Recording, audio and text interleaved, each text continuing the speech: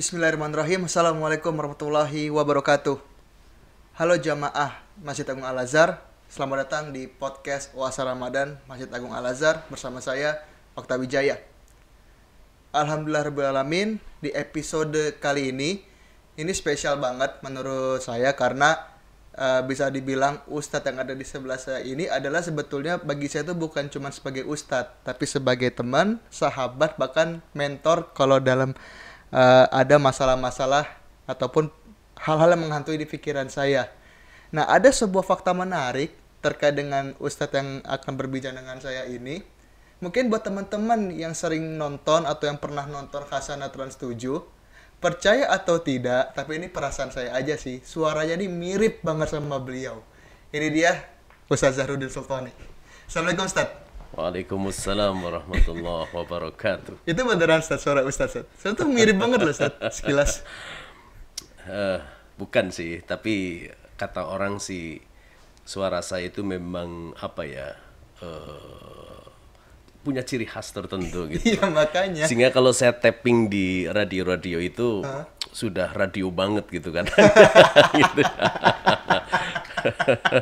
Udah radio banget, udah ngepas gitu. Kalau orang sudah mendengar suara saya di radio itu bilangnya itu sudah radio banget gitu. Iya, soalnya kan saya mulai ngeh itu yang soal Khazanah Trans 7 itu kan tahun lalu, tahun 2019 lebih tepatnya, karena kan waktu di tahun itu kan kita cukup sering ketemu Ustadz ya, cukup intens ketemu. Waktu itikaf saya juga kebetulan jadwalin Ustadz di moderator kajian itikaf, dan pas saya ngebuka Khazanah, teman-teman lagi pada heboh nih, teman-teman di Aili. Kok ini suaranya mirip ya? Masa sih, tak dengerin lah. Ini beneran Ustadz apa bukan gitu kan.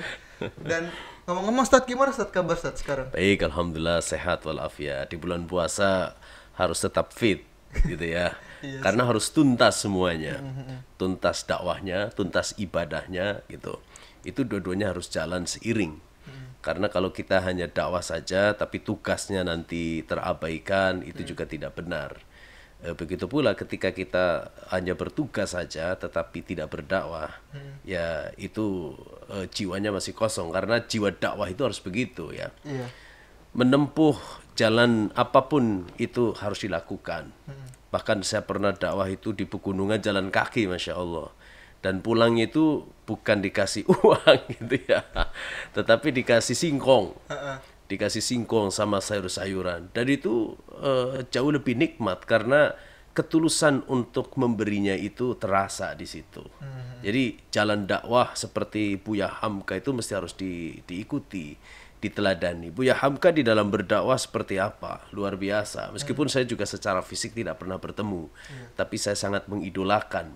Dan saya hampir hatam itu membaca tafsir Al-Azharnya gitu. Makanya sekarang saya sedang membuat mukhtasar tafsir Al-Azhar sehingga bisa lebih mudah untuk bisa dipahami oleh kita semua gitu. Tapi baru juz 30 lah. Mudah-mudahan nanti bisa selesai. Amin amin. Nah tadi kan Ustadz sempat sedikit sharing kan tentang aktivitas Ustadz sekarang gitu yang ngisi kajian tapi dibayarnya pakai hasil bumi gitu lebih tepatnya tuh. Nah kalau untuk sekarang ini Ustadz, khususnya Ramadan, dengar tadi sebelum kita mulai dapat kabar kalau Ustadz ini sekarang lagi ngisi kajian di salah satu sebuah stasiun radio. Iya. Dan itu temanya, maksudnya Ustadz tuh ngisi acara tuh untuk program apa dan bagaimana sih aktivitas ataupun juga tanggapan orang-orang atau audiens radio di sana, apakah ramai atau gimana Ustaz? Iya. Sebetulnya sih bukan hanya di radio saja ya. Kajian-kajian saya sampaikan di masjid-masjid hampir di Jabodetabek lah, mungkin ada hampir sekitar 30-an masjid itu. Atau di kantor-kantor. Itu tema besar yang saya sampaikan itu The Living Quran. The Living Quran. Mungkin orang agak sedikit asing ketika mendengar kalimat ini, The Living Quran gitu. Karena jarang orang membahas Al-Quran secara tuntas. Apalagi dalam kajian The Living Quran, yang sampainya nanti adalah kajian kepada ayat-ayat Al-Quran. Itu tidak dimulai dari Al-Fatihah seperti dalam mushaf yang kita pahami atau kita sering kita baca. Tapi dalam The Living Quran itu kajiannya nanti pada akhirnya ya, pada akhirnya itu adalah kajian-kajian surat-surat di dalam Al-Quran sesuai dengan kronologis urutan turunnya wahyu gitu. Kronologis turunnya wahyu. Jadi tidak dari Al-Fatihah sampai An-Nas, tapi di sini kajiannya dari Al-Falaq sampai kemudian surat Al-Maidah ayat 3. Al-yauma akmaltu lakum dinakum wa atmamtu alaikum ni'mati wa raditu lakumul Islam madina. Nah, karena ini pas banget, Ustaz. Wah, mungkin ini tadi Ustaz juga sudah sempat memperkenalkan. Jadi di episode kali ini kita akan membahas tentang The Living Quran. Nah, memang secara gimana ya? Secara mungkin menurut pandangan orang di luar sana, kebanyakan mungkin istilah The Living Quran ini masih asing banget. Meskipun memang seringkali bagi saya pribadi yang cukup dekat dengan Ustadz Zahru, memang The Living Quran ini menjadi kajian yang sudah menjadi terdengar gitu setiap tahunnya. Akan tapi memang ya nama juga udah tahunan ya Sat ya, kadang butuh di reminder lagi, butuh di reminder lagi. Nah, kalau saya baca sekilas di internet, saya riset dikit-dikit bahwasannya adalah The Living Quran ini adalah salah satu metode pembelajaran terbaru untuk Al-Quran itu sendiri ya Sat. Iya, betul. Nah, lalu sebetulnya bagaimana The Living Quran ini, apakah ada kaitannya dengan kondisi sosial kita Sat? Oh iya, tentu saja. Kajian The Living Quran itu adalah kajian histori dan karakter building. Kalau sudah berbicara histori, itu artinya sejarah masa lalu, masa kini, dan masa yang akan datang.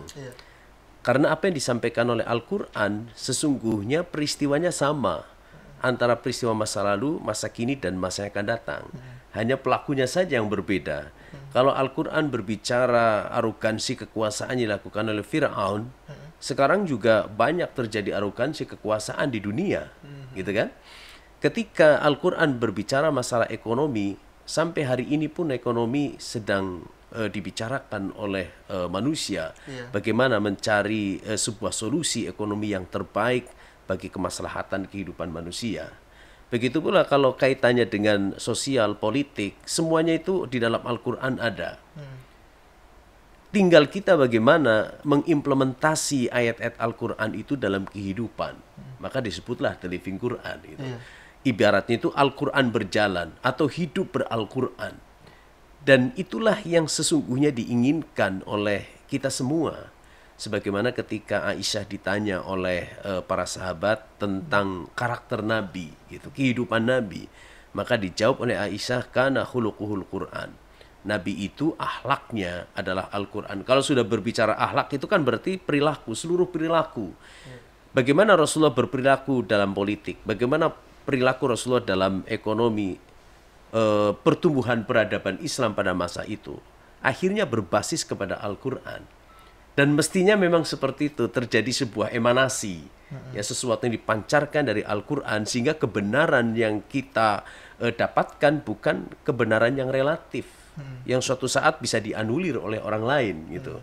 Tapi ketika semua landasannya Al-Quran dalam kehidupan kita, maka itu bukan relatif lagi, tapi sebuah kebenaran yang pasti. Kenapa? Karena itu dari Allah Subhanahu wa Ta'ala. Nah, jadi kan baru aja kan Ustaz kan tadi sempat menyinggung kalau perbuatan manusia itu ada mengikuti Al-Quran lah, ya kan tadi kan.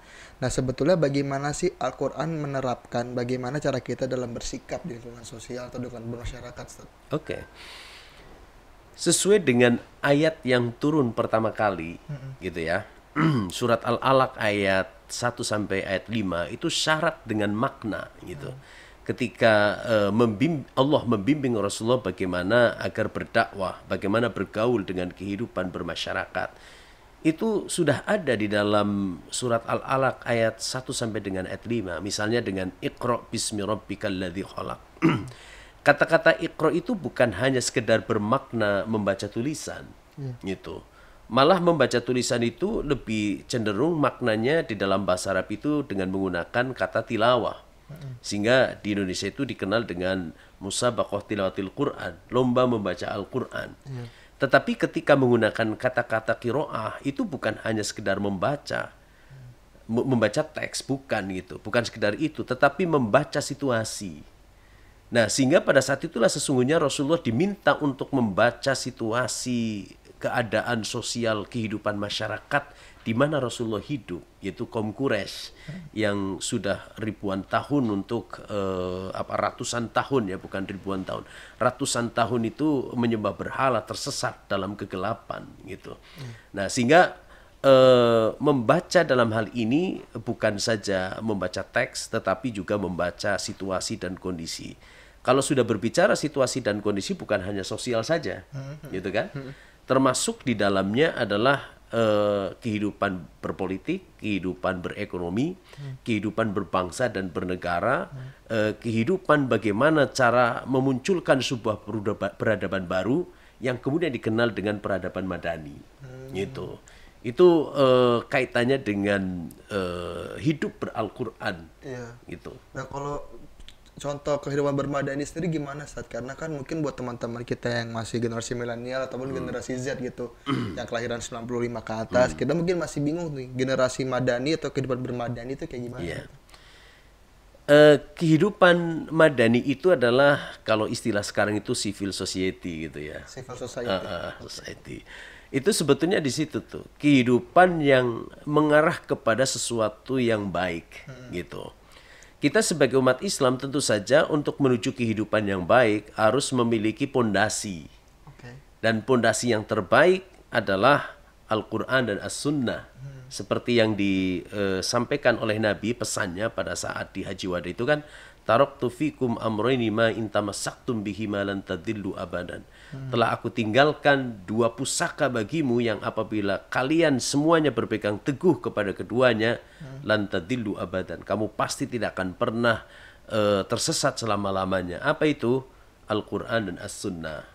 Nah, generasi milenial atau generasi Z sekarang ini ya, dikenal juga gitu kan, itu mesti harus didekatkan kepada Al-Quran gitu.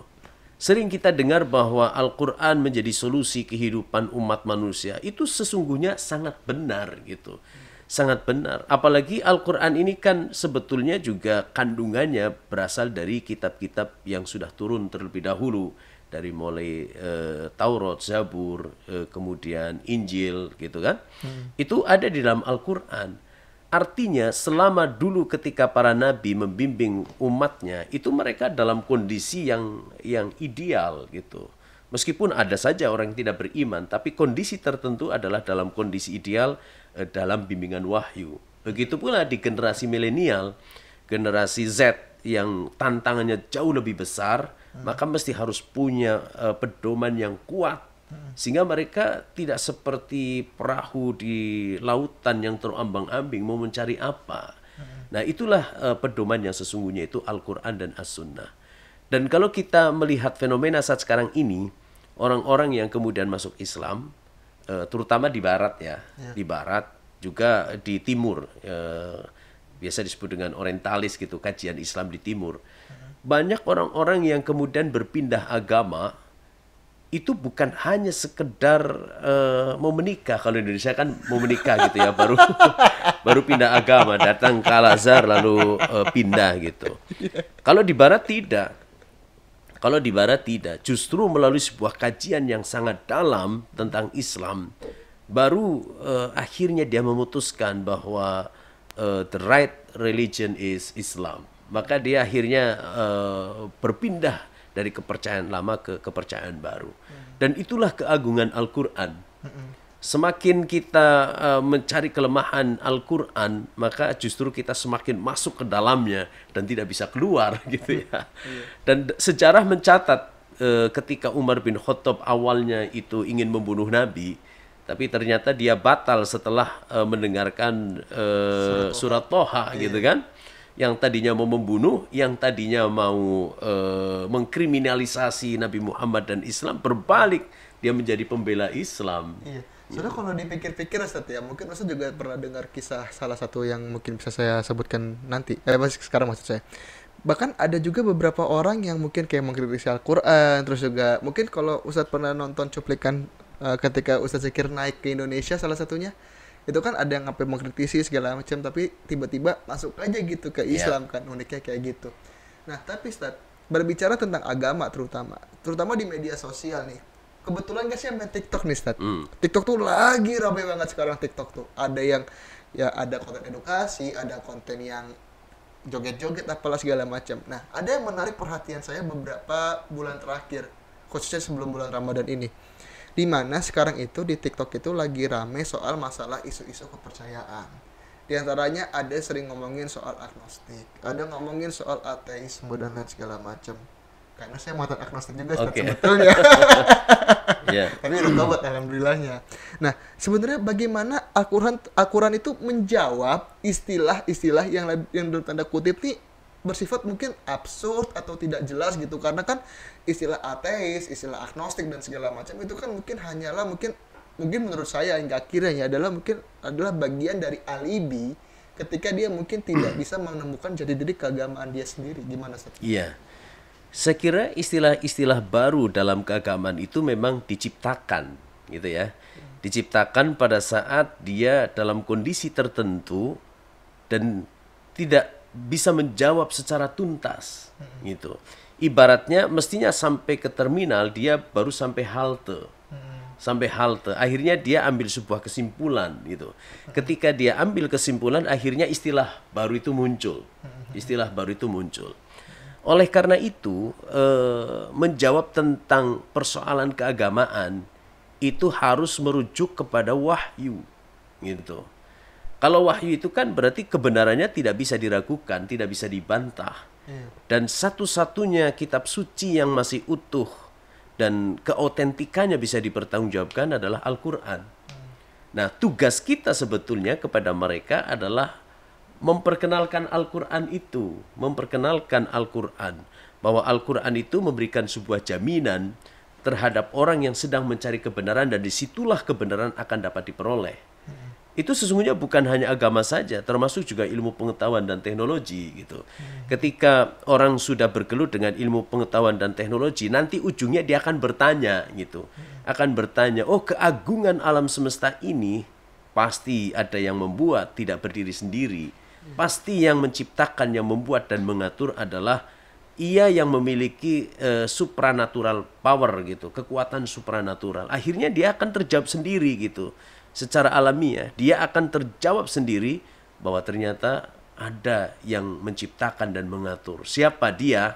Ketika dia membaca Al-Quran, maka dia akan terjawab itu. Oh, ternyata Allah.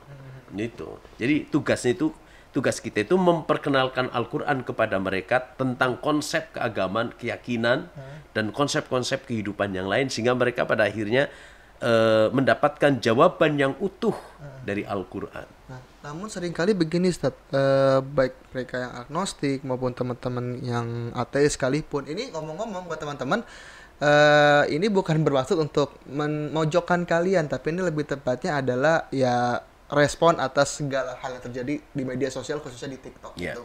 Karena seringkali begini Ustaz, uniknya baik agnostik maupun ateisme, dan juga mungkin ini rata-rata Gen Z yang mungkin kadang suka aneh gitu, yang kadang suka edgy dengan menggunakan multibahasa yang terkadang terkesan multitafsir. Bahkan mereka bisa dibilang entah apapun itu agama mereka, entah dia Islam, non-Muslim sekalipun, mereka pun terkadang begini menjawab bukan sesuai dengan kaidah keagamaan seperti apa yang bersumber pada Al-Quran dan Sunnah dan hadis maksud saya.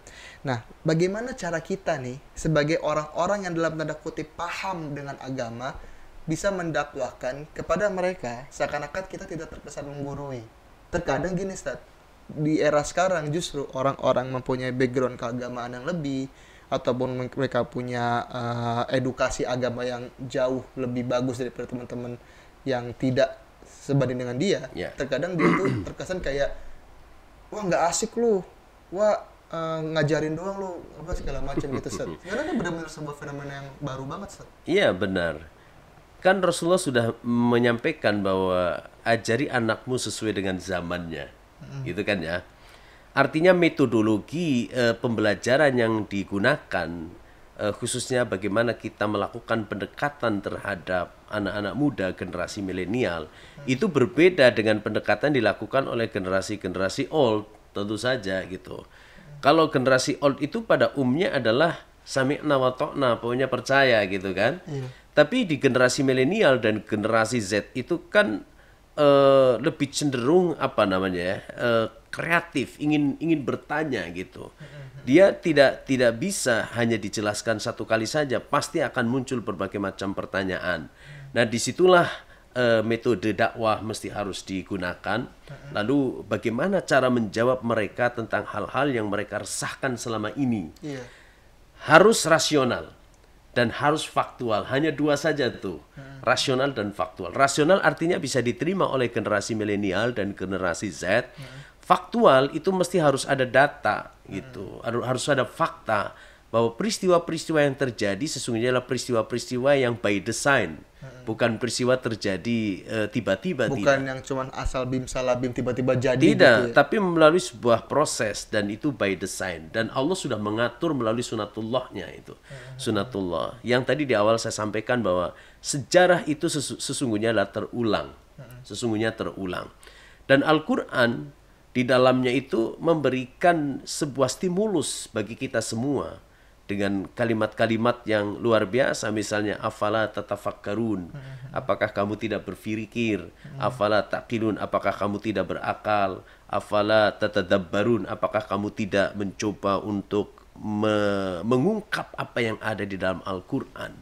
Jadi itu sebuah tantangan dakwah tersendiri bagi kaum milenial, sehingga kaum milenial itu tidak menjauh, tidak menjauh. Dan profil-profil para mubaligh dan para dai itu juga tidak seperti di langit gitu, tidak mau turun ke bumi gitu kan. Seakan-akan dirinya merasa suci dan tidak tersentuh, ya salah gitu.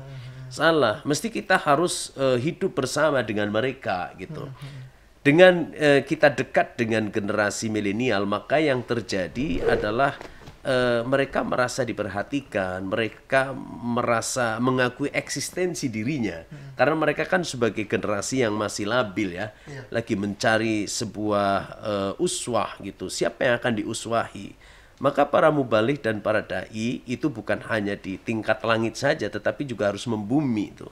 Harus ditemui mereka generasi-generasi Z, generasi-generasi milenial, sehingga mereka akan lebih mudah untuk didekati. Dan tadi kesan menggurui itu nggak ada gitu, karena mereka tidak mau kalau digurui. Nah, gitu itu, kan. itulah tantangannya kita ini, Ustadz. Karena seringkali, bahkan saya sendiri, Ustadz, kalau bicara tentang konten keagamaan, apakah saya mempraktekannya? Jujur, saya takut justru. Kenapa saya takut? Karena ketika saya mendesain atau mengklaimkan diri saya adalah sebagai konten kreator edukasi agama, maka akan ada stigma di masyarakat yang mengatakan Okta ini suci, Okta ini nggak ada dosa. Nah, makanya saya mencoba untuk melakukan aktivitas atau mungkin semacam kayak teknik teori komedi, tapi lebih arahnya ke arah dakwah. Meskipun Ustadz, ini bicara tentang komedi dan dakwah nih Ustadz, mungkin ini juga perlu untuk kita diskusikan. Sebenarnya Islam itu mengharamkan komedi nggak sih Ustadz? Karena seringkali terutama para komedian sekarang ini kan sering banget kena kasus yang berhubungan dengan agama. Oke. Ya. Komedi itu kan hubungannya dengan sesuatu yang lucu ya. Gitu kan. Jangan lupa Rasulullah pun kadang-kadang bersikap lucu gitu kan. Sehingga anak-anak pun kayak cucunya Hasan dan Husain, terus ada yang terkenal itu Umar gitu kan. Itu dibuat ketawa oleh Rasulullah gitu. Hanya saja mungkin yang perlu diperhatikan sekarang ini, orang salah paham itu memahami komedi, akhirnya seakan-akan agama itu akhirnya dibuat lucu-lucu gitu, dibuat lucu-lucu. Ada frame-nya itu, ada ukurannya kapan kita bisa berbuat lucu-lucu dan kapan kita ingin lucu-lucu itu sebagai bentuk metode, gitu kan, sebagai bentuk metode. Coba kalau kita lihat bagaimana Wali Songo khususnya Sunan Kalijaga ketika berdakwah kepada masyarakat Jawa pada masa itu kan sekilas misalnya ada Bagong, ada Gareng gitu kan, dengan penampilan yang lucu gitu kan, tapi tidak keluar dari konteks dan di situ tidak ada kesan untuk melecehkan agama gitu.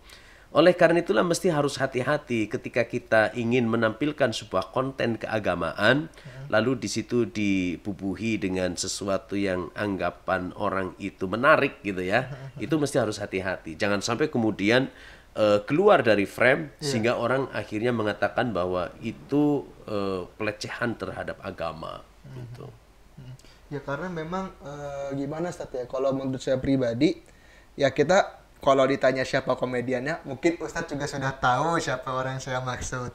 Nah tapi di sini adalah mungkin buat saya sendiri apakah saya bisa mengatakan itu sebagai sebuah tindakan yang dalam tanda kutip penistaan agama, tergantung siapa yang respon sih sebetulnya. Karena buat saya pribadi, karena kan kebetulan kan saya kan juga aktif di lembaga dakwah kampus, aktif juga di AILI juga, bahkan saya menanggapi hal itu sebagai mungkin ini bentuk dakwah tapi dengan cara komedi, mungkin buat orang-orang yang lebih paham itu lebih terkesan menyinggung. Nah Ustaz, terus ini mungkin masuknya ke pertanyaan terakhir nih Ustaz, pertanyaan terakhir. Bagaimana Al-Quran dan Sunnah menjawab segala problematika di masyarakat, khususnya dengan hal-hal yang berbau hiburan, Ustaz? Karena kan seringkali dunia hiburan atau dunia entertainment itu kan seringkali keluar dari zona-zona yang ada dalam Quran dan Sunnah gitu, Ustaz. Oke. Hiburan di dalam Islam itu sesungguhnya mubah gitu ya. Kalau diartikan mubah artinya boleh gitu. Selama hiburan itu tidak keluar dari frame Al-Quran dan As-Sunnah, silakan, tidak ada masalah gitu. Tapi ketika hiburan-hiburan yang disuguhkan oleh orang kemudian tidak sesuai dengan Al-Quran dan As-Sunnah, maka mestinya kita juga menolak, gitu kan? Apalagi industri hiburan saat sekarang ini begitu dahsyat, berkembang luar biasa. Sangat dahsyat sekali. Iya, sangat dahsyat. Padahal sebetulnya orang tidak perlu untuk melihat hiburan itu sesungguhnya gitu ya. Kata Nabi kan sebetulnya dalam istirahatmu bisa ada hiburan, dalam pekerjaanmu ada hiburan. Tetapi kemudian pada saat sekarang ini dengan munculnya industri hiburan yang sangat luar biasa, akhirnya kita pun ada rasa khawatir jangan-jangan hiburan ini akan membawa para audiensnya untuk ke arah yang tidak benar. Oleh karena itulah hiburan-hiburan yang muncul dari industri hiburan tadi itu mesti juga harus sesuai dengan kemasan Al-Quran dan As-Sunnah gitu. Tapi perlu diingat bahwa orang-orang yang kemudian terlibat dalam industri hiburan itu sayangnya adalah mereka yang notabene katakanlah kebanyakan mungkin non-muslim. Kalau sudah seperti itu artinya yang diinginkan itu bukan pesan moralnya, tetapi bagaimana dia mengeruk uang sebanyak-banyaknya gitu. Sehingga minim pesan moral. Meskipun itu kelihatannya kalau di industri hiburan itu seakan-akan islami gitu. Tapi mungkin sesungguhnya tidak, gitu kan? Sehingga orang mengatakan menjudge bahwa itu adalah Islam, itu perlu ditonton, padahal sesungguhnya tidak, gitu. Jadi kesan Islam itu misalnya itu berjilbab, berpeci, bersarung, tapi kontennya justru mungkin tidak mendidik, tidak sesuai dengan yang kita inginkan, tidak Islami. Oleh karena itu dengan munculnya industri hiburan yang begitu banyak, kita pun harus selektif. Begitu pula di rumah nih. Di rumah di bulan Ramadan itu banyak hiburan untuk anak-anak, itu juga harus selektif. Kelihatannya kok ada Islamnya, tapi di situ ada ditampilkan kekerasan gitu. Itu kan tidak benar gitu. Jadi kalau mau ada dunia hiburan ya harus utuh bahwa itu adalah pesan moral yang disampaikan kepada para audiens yang menonton dan menikmatinya gitu. Mantap nih, emang mungkin cukup terjawab sih buat saya sebagai sebenarnya nih lebih tepatnya nih ada beberapa teman-teman saya di dunia komedi yang menitipkan pertanyaan ini sebenarnya Ustaz ya. Karena memang beberapa di antara teman-teman saya ini memiliki sebuah ketakutan yang cukup besar ketika mereka ingin menggunakan agama sebagai bahan. Meskipun tidak berniat untuk menistakan agama, tapi ada orang responnya kan macam-macam, mungkin seperti itu. Dan Ustadz Zadun Sultoni ini makasih banget nih Ustadz buat kesempatannya. Ini benar-benar sebuah diskusi yang sangat menarik banget. Dan kita masih ada beberapa episode selanjutnya. Insya Allah ini akan kita tayangkan di 10 hari terakhir bulan Ramadan. Dan untuk video ini bisa teman-teman saksikan, atau jamaah semua bisa saksikan video ini di YouTube-nya Masjid Agung Al-Azhar. Dan juga kalian bisa dengarkan di Spotify Masjid Agung Al-Azhar. Dan jangan lupa untuk di like, share, dan subscribe YouTube channelnya. Dan ya bisa dibilang video ini dibantu juga atau dikolaborasikan dengan lembaga Ambil Zakat Al-Azhar. Dan sekian aja kali saya Set ya. Terima Oke. kasih banget Set Ya, atas sama-sama. semuanya. Siap. Oke, semuanya sampai jumpa di podcast Puasa Ramadan episode selanjutnya dan sampai jumpa. Wassalamualaikum warahmatullahi wabarakatuh.